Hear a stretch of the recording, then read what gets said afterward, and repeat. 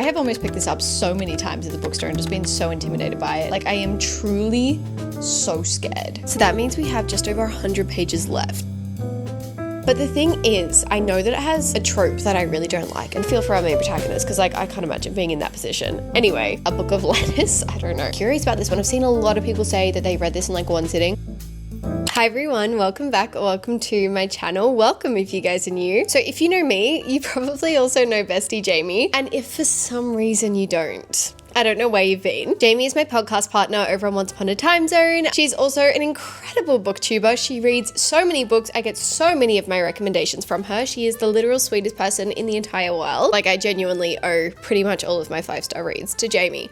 Anyway, how we came into contact before we even started the podcast, before we even thought that was a possibility, we'd been chatting on and off, talking about books we'd been reading, over Instagram, DMing each other, replying to stories, everything like that. Then we came up with this idea to control each other's reads for a week. That was exactly a year ago today when you were seeing this video, which is a very sentimental moment for us. It is like our little anniversary, and like, look guys, we haven't actually met in real life, which is beyond insane because I feel like we know each other so well. I'm sure there'll come a time when we can meet somewhere in between Australia and Canada, or one of us can come to each other. But for now, we are online besties. So we decided to keep our tradition alive of choosing each other's reads for a week. So I'm going to be choosing Jamie's reads for a week, which I'm very excited about. And Jamie's going to be choosing mine for a week. So that is what this reading vlog is going to be. When we were talking about this, I was looking at my TBR and I was like, yeah, look, you could choose from my TBR or you could get like complete control. Like, you can do whatever you want. You can have free reign and make me read absolutely anything, because look, my TBR at the moment, I'm not sure how much I'm loving it. There's also just so many books I want to go buy, and I've been borrowing from the library, and I feel like my TBR, there's definitely some books there, but like, I just felt like I wanted to give Jamie free reign, you know? I was feeling ready for that. I have no idea what she's going to be choosing. I have a theory, like, I feel like it's not that crazy of a theory, but I think she's going to choose The Poppy War, because like, that's her favorite book of all time, and she's been begging me to read it for such a long time. I have no idea what else she's gonna pick. Like, genuinely, there's so much she could have forced me to read this week. So very nervous, I'm not gonna lie. But yeah, I'm gonna call her tomorrow morning. So when you see me next, I will probably be in my PJs because it'll be early tomorrow morning. So let's spend the week reading what Jamie chooses. So I've told them that you have completely free reign. You can do whatever you want. My only restriction was if you do The Poppy War, which I have a feeling that that's definitely a contender.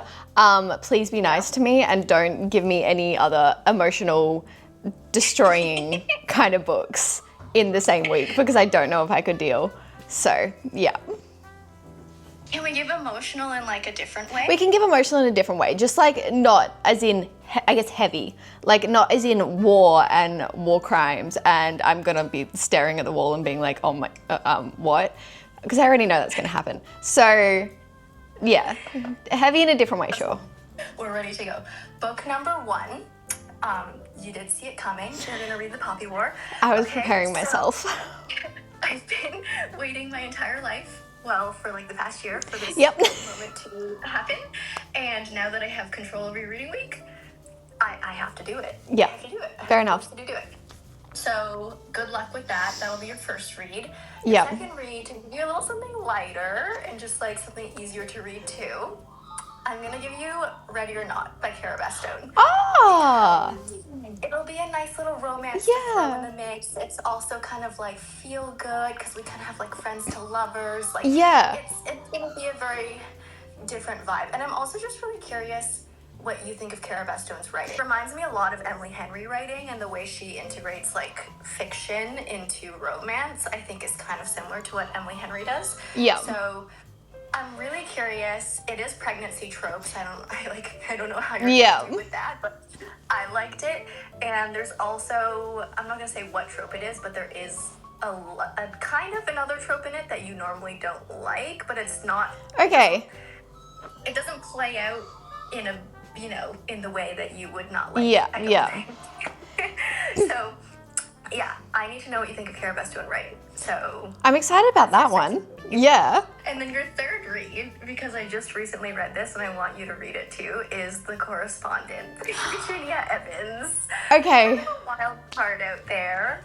We're gonna do a little bit of literary fiction, but I feel like this one will also be a change of pace, and also it is easy to read. Like, it's a series of letters, it's quick to read, it's not a very long book, and it did hit me in the feels, like it did make me cry, but it's in a different kind of a way than the Poppy War makes you cry. So yeah, I really want you to read it. That's a range. We have a big range this week. No, I'm excited.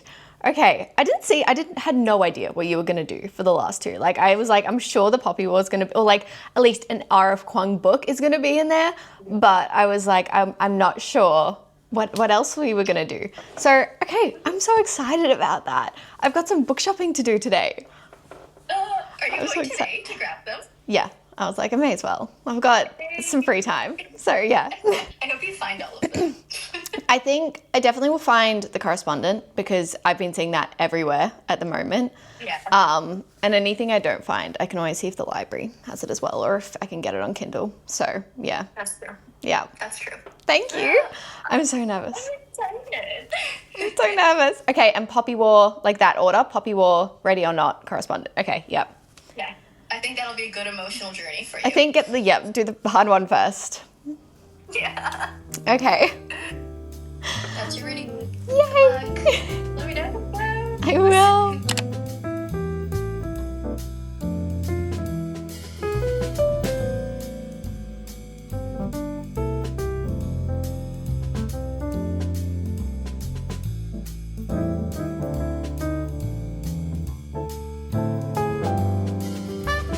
Okay, got back from the bookshop and they had 2 out of 3 of the books. I have put the correspondent on loan at the library. Don't know if it'll get like ready in time, but you know, hope for the best. So we have 2 of them here, I'm sure you could see. So I went to one bookstore. They didn't have the first book in the Poppy War, and I asked as well. I was like, surely they have it. Surely they don't just have multiple copies of the second and third. But they did. They didn't have the first one. Anyway, went to my other bookstore. I feel like I'm always saying this whenever I go book shopping. I always like have to go between the bookstores. There's like 2 near me. So we ended up getting the Poppy War. I have almost picked this up so many times at the bookstore and just been so intimidated by it. Also on Kindle Unlimited though. So I might switch between the 2 just because I'm liking Kindle at the moment. I feel like it's easier to read in bed when it's getting colder.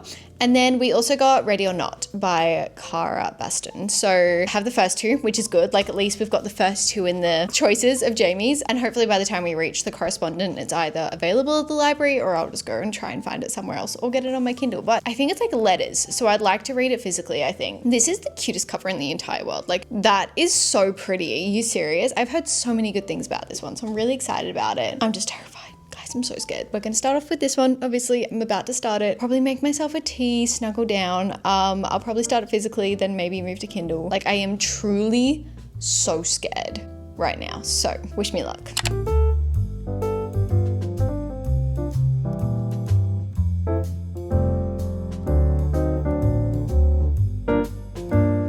Okay, I'm going to be talking minimally because it just so happens that I have caught an extremely bad, not nice cold, and it is quite hard for me to talk right now, to be completely honest. My throat is not happy with me. However, I have been reading the Poppy War whilst I've been sick, and it's only been like a day since I bought it, and I've already reached page 100, and what are we at, 100, 130 or something like that. I, first of all, have just been shocked about how bingeable this is. I feel like I was so intimidated to go into this, thinking it was going to be one of the scariest books I ever read. And just like really confusing books, you know, like one of those books that's just really hard to read. And I was terrified. I have read this so quickly and I have been so quickly immersed in it. I feel like I didn't realize the amount of academy setting time we have. I knew that our main protagonist went to an academy to kind of train to be like a soldier in the current wars that they're fighting, but I didn't realize how much time we spent like with her training at the academy. And I love an academy setting. You guys know I love an academy setting. So I've actually been really, really enjoying this. I think like the academy setting, loving it. The combat classes,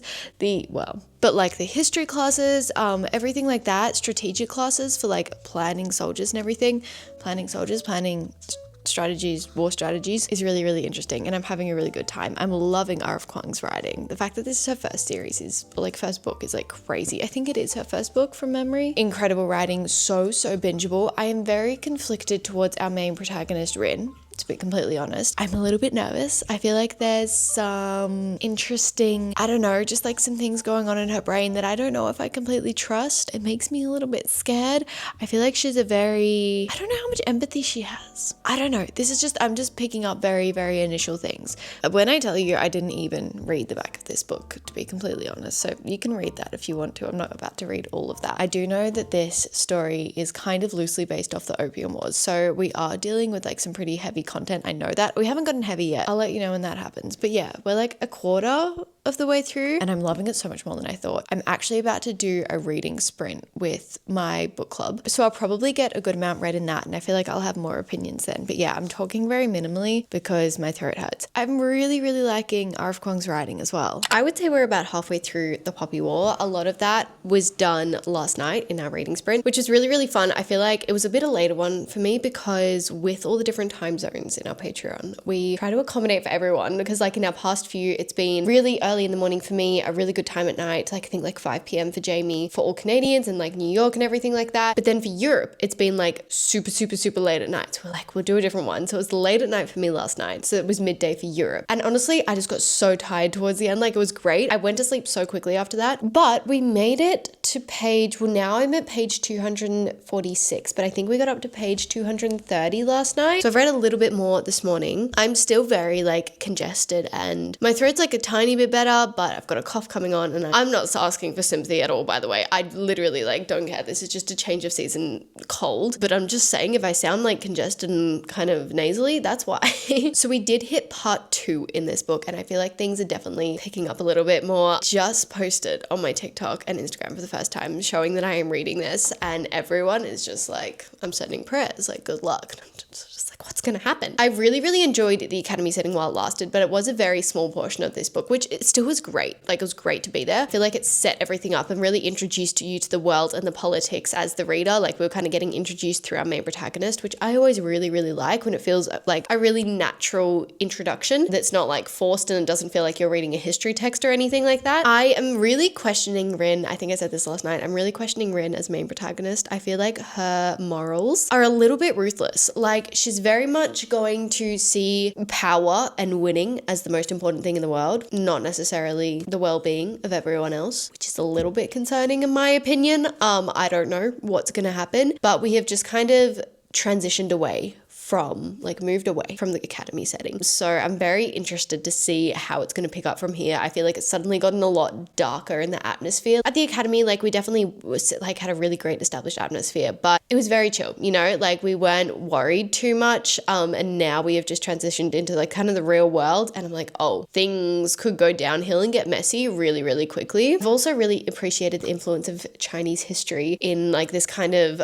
modern fantasy type setting, like talking about things like samurai and like you know, martial arts, everything, like all those kind of historical fighting tactics and strategies, like, and also just like war strategies as well have been talked about a lot. In this book, it mirrors Chinese history, which is really interesting. I mean, of course, R.F. Kuang does that well because she is an incredibly smart person and she probably knows so much about this. She probably, like, I can imagine she would have researched like crazy. Oh, it literally says in the beginning, she has a BA in International History from Georgetown University and will pursue her graduate degree in modern Chinese studies at the University of Cambridge, which I think she just completed. Her research focuses on Chinese military strategy, collective trauma, and war memorials. Well, that explains a lot. I'm actually like surprised at how addicted I am. I am going to use this time because I'm sick. I'm just going to try and read as much as I can today. I'm going to go sit down and read. I'm going to make myself a cup of peppermint tea and we're going to binge this.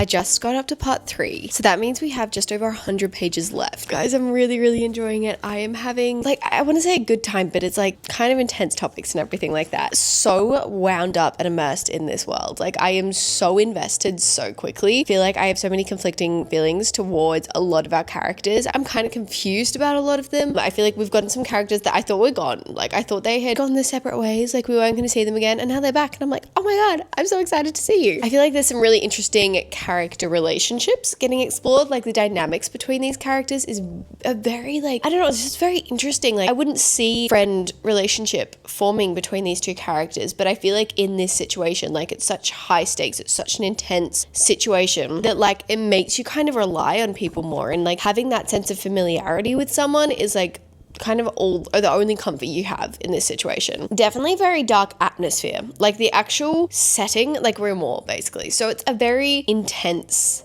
atmosphere, but I will say I think I prepped myself so intensely for this. I keep saying intense, but I feel like I prepped myself so much for this, ready for like some really dark things and like content, that it hasn't shocked me so far. Definitely some parts where I'm like, oh, that's a lot, but I feel like it's dark in a way that I wasn't expecting. We're dealing with a lot of like war crimes and stuff, so it's quite awful. I don't know what I was expecting. I feel like though it could get really bad in the next few books, but it's confronting, guys. Don't get me wrong. The mythical creatures in this, I'm literally so obsessed with them. They are so creative and so creepy. I literally was like lying in bed reading last night and I was like, I'm scared. I think we can finish it today, so I'll update you when I have.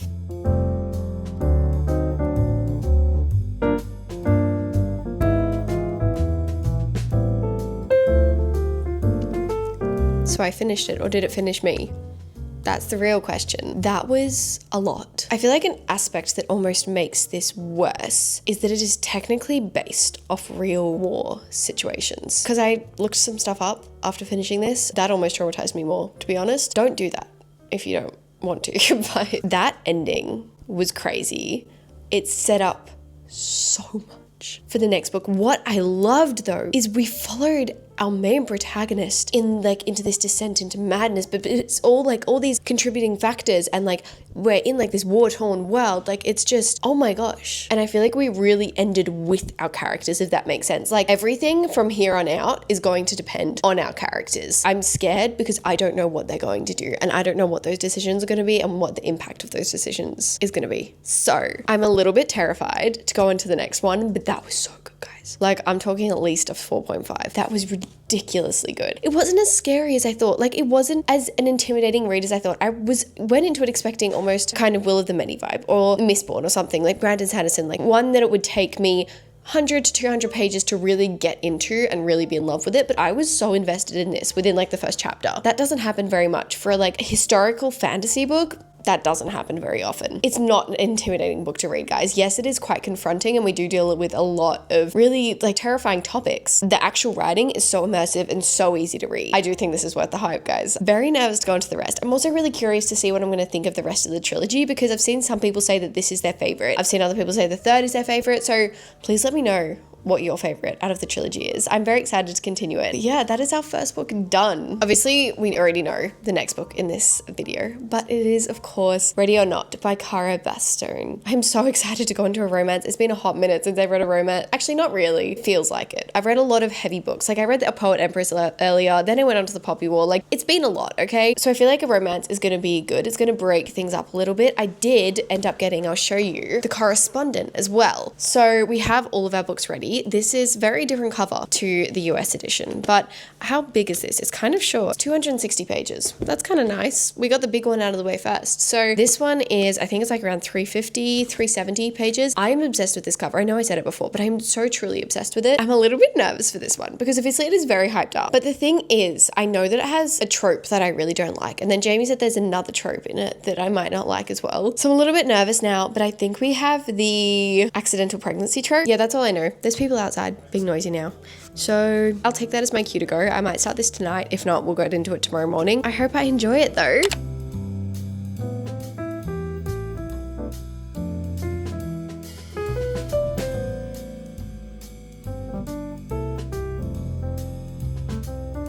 I have pretty much sat down and read all night so far. It's not even late. It's like 7:30, 8, something like that, because it is such an easy book to read. Like it is so easy to follow. I feel like I haven't read a physical romance book in a while as well, and it's kind of nice to just like see how fast I'm getting through it. I'm at page 170. As I said, it's not a super long book, but as I said earlier, we are dealing like accidental pregnancy, which it's very rare for me to like a trope like that. I've read a few, and like it's not like I'm gonna DNF or not read a book because of that trope, but it's just not my favorite thing. Also, why is my voice still not normal? I actually feel fine now. My thoughts so far, I feel like I should give you a synopsis because I don't think I've even done that. But basically, we are following Eve, which love that name, and we are set in New York. Eve is kind of one of those people who's just like, she has a very simple, basic kind of job, and she's just happy to have a job. She doesn't have this really high intense kind of career she's working up with. She's very content in her very simple New York kind of life, or Brooklyn life. However, at the very beginning of this book, like the very first chapter, we find out that Eve is pregnant from a one-night stand, which is very unlike her. She never does that. She had one crazy night, so she kind of tracks this guy down to try and see if he wants to have any involvement with it. Along with Eve, we kind of have some other main characters in our cast. We have her best friend Willa, and then Willa's brother Shep, and like they're also really good. They're all kind of really good friends. And then we also have Willa's husband. The beginning definitely brought some conflict with Eve getting pregnant because Willa is someone who's been trying to get pregnant because she's married and they've been wanting kids for a long time, and they haven't been able to get pregnant yet. And then Eve turns up and she accidentally got pregnant and she didn't really want to be. So I'm not used to reading love stories like this. Whilst I'm definitely speeding through it, I'm not necessarily in love with it yet. Like Eve as a character, I think she's really fun. I think she's quite quirky, but also very normal. And I feel like sometimes it's hard to find those normal protagonists that literally just so happy living their content little life, and then something like this happens, puts kind of spanner in the works, and they have to start navigating their life and figure out what they want. However, and I will say this because it is on the back, there is another trope that I don't really like in this, and we've got like hints at a love triangle. It's like a love triangle, but it's not a love triangle. It's like a love triangle situation. So like that's making me a little bit uncomfy as well. I feel for our main protagonist because like I can't imagine being in that position. Anyway, what I am liking is that it is very much a slow burn, and although we do have these tropes, they're not adopted in the way that is very obvious. They're very loose kind of ways to describe the love stories. Like I feel like so often tropes can be so annoying because they're very to a T, like this is how it starts and then this happens and then this is the conflict, and you know what's going to happen before you've even read or finished the book because you know this trope so well. Whereas I feel like these ones are very loosely adopted and it's very like subject to our characters and everything like that. I also have been really liking the build-up of chemistry between our characters. I'm very conflicted on what to think at the moment, like as in story-wise. I'm really liking it. Like it's a really fun, easy book. It's putting me outside my comfort zone a little bit because I don't usually pick up romances with these tropes. These are two tropes I usually ignore. However, I am starting to realize, and I'm sorry, I'm just like word vomiting right now. I am starting to realize that I won't mind a love triangle if the context is correct. I think the reason I don't love love triangles is when it's back and forth and back and forth and back and forth, and like the main protagonist has these two love interests that are so incredibly head over heels for them, and they just can't decide which one they love more because they're both love each other in different ways.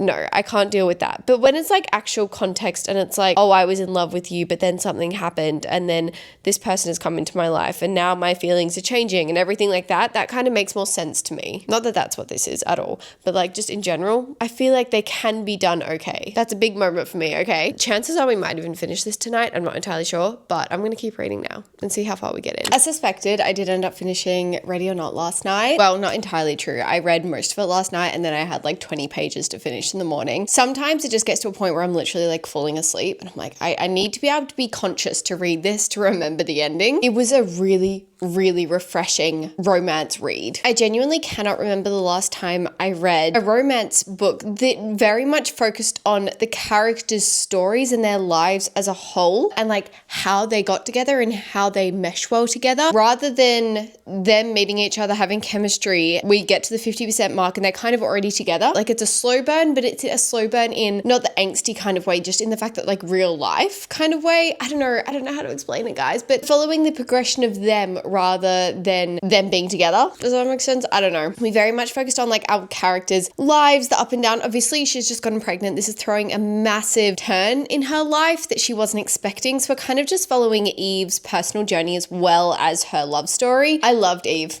as a protagonist, and I really, really liked Kara's writing. It's so fun. It feels like you're watching a movie. I felt so connected to our characters so quickly. Will say there was like one chapter I was annoyed about the love situation, but that was it. So considering these are tropes that I usually hate and like despise in books, I'm very, very surprised that I enjoyed this so much. In saying that, it wasn't a 5-star read by any means. I think I'm gonna go a 4.25. Like, I think it was a really, really good read. And again, these are tropes I usually hate, guys. So the fact that it's that high a rating says a lot. It is such a, I want to say a springy read, but like, honestly, just if you are going through like life changes, it's a very comforting read in that sense. It's like, yeah, things are going to work out. Things have a way of working out. And that's such a refreshing feeling sometimes. I just feel like it's one of those books every romance lover should read at some point, just because it didn't feel like your typical romance book progression. Ethan, not really kind of for me. I'm not going to lie. He's a character that kind of got on my nerves a little bit. I was like, dude, get your priorities right. Like, I know that you're in a difficult situation, but really. But again, you know what? He had like valid reasons. So Ethan, you got okay, I guess. Also, I think I started mentioning that Willow was really annoying me. She's fine. She's so fine. A lot of character development there. A lot of character development. I feel like we had a lot of character development for all of them, honestly. Everyone had a reason for acting the way that they were acting. Honestly, I have like high hopes for all of these books. Like, I know that these are all going to be good reads. Okay, my next one, and this is very outside my comfort zone, is The Correspondent by Virginia Evans. I've never read anything by her before. All I know is that this is literally just letters. Like, we're following a book of letters. I don't know. Let's read the back though. It's a contemporary fiction as well, by the way. Every morning at around 10:30, Sybil van Antwerp, I don't know if I'm saying that right, sits down to write letters to her brother, to her best friend, to the president of the university who will not allow her to attend classes she desperately wants to her favorite authors to tell them what she thinks of their latest books. Because at 73, Sybil has used her correspondence, full of sharp humor and hard-earned wisdom, to make sense of the world. But beyond the page, she has spent the last 30 years keeping the people who love her at an arm's length, until letters from someone she had to put out of her mind land on her doorstep, forcing her to reckon with her past mistakes. For as Sybil is about to learn, it is never too late to write a few postscripts. I think this is going to be a really interesting read. As Jaime said at the beginning of the video, apparently it's quite sad, so that's curious about this one. I've seen a lot of people say that they read this in like one sitting. We're going to start it today. It's quite early in the morning, so hopefully, I don't know, maybe we can finish it today. I'm going to let you know though. I'm going to start reading, see what I think. Hopefully it's an easy read. I don't know.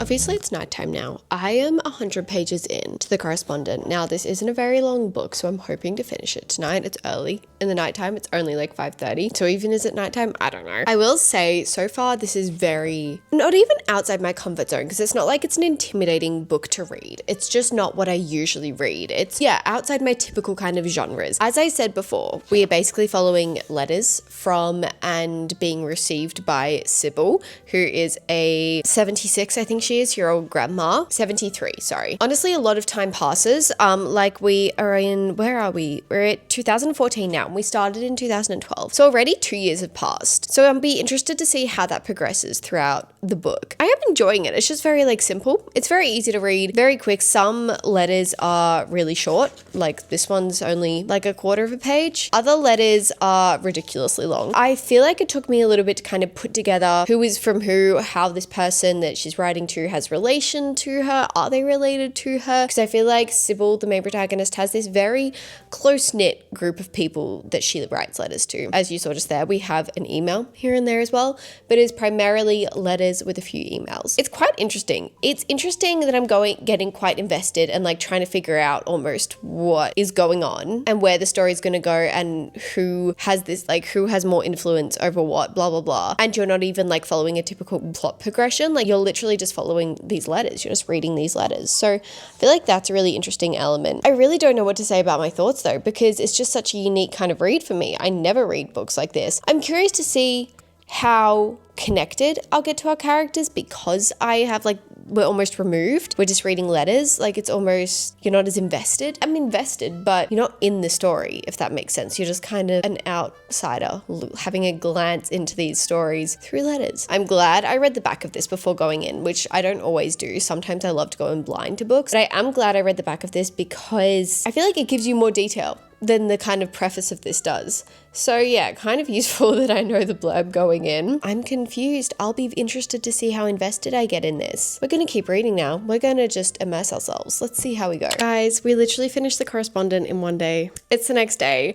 And honestly, I feel like this was such a unique experience. What made it super unique was the fact that I feel like I was enjoying this story. I was enjoying the plot progression. I was liking just having this outside view into a story, viewing it from letters. Like it was a very unique kind of structure to a story, everything like that. But there was a sense of like I was removed from it. Like I wasn't fully invested in it. I'm not kidding. The last 5 pages completely changed my mind. I was like, oh my God, I am so more invested than I realized. Love certain characters so much more than I realized. Like, I don't know how 5 pages changed my mind so much. And I don't know if that was just me. And like, it's almost like it just clicked, you know, like this connection just clicked to it. And it was, I'm holding this upside down. It was crazy though. I last night just didn't put it down. So I didn't film my reaction because it was like 10:30 at night when I finished it. And I was in bed, but what a unique story. What a unique book, to be honest. So outside my comfort zone in like genre wise, but I really enjoyed it. And honestly, I did not think I'd be reading that in a day. I did not think I'd be reading it that quickly. Yes, it's not very long, but I feel like I wasn't reading it particularly fast. Like I was definitely taking my time with things because I was taking my time reading each letter that we got. I didn't want to rush it. I just opened it and like I saw one email. And there was a particular email thread that I found so funny. And it was such an unlikely friendship. And also I feel like such key moments of change happened in this book for our main protagonist, Sybil. Like she went through so much. And you wouldn't think like in your 70s that you'd be going through these drastic life developments, like, or personal developments and personal growth. Like you'd think that would kind of be done. I feel like there was just so many life lessons in this. She's kind of like this grumpy woman, but also like she's got a tender heart, you know, like there was something really beautiful about her and the way she wrote. And I loved how much pride she took in her penmanship. And when people complimented her penmanship, that was like the best thing you could do. I just thought it was really wholesome. There was so much depth to this story. It's just crazy that we had these key characters. Like you never even met them. You never met one of these characters. You just knew them through letters. Like that is crazy. I literally just loved it so much more than I thought I was going to. And I think everyone should read this, to be honest. Like I'd be recommending this to anyone. Wow. What a beautiful book. Wow. Well, that literally wraps up. Like that was to the day. It's Saturday. Like that was to the day wrap up. We started on Saturday. So it was exactly a week of reading, which doesn't always happen. Sometimes I'm quicker, sometimes I'm slower. So that was kind of satisfying. But yeah, thank you, Jaime, for choosing these reads for me. I am so excited for finishing these. Like it really got me outside my comfort zone, obviously. I can't wait to continue the Poppy War series. But yeah, thanks for choosing my reads for a week, Jaime, for picking such amazing books. Thank you so much for watching today's video. If you've watched till the end, thank you so much. You truly mean the world to me. I love you guys so much. And I'll see you in my next video.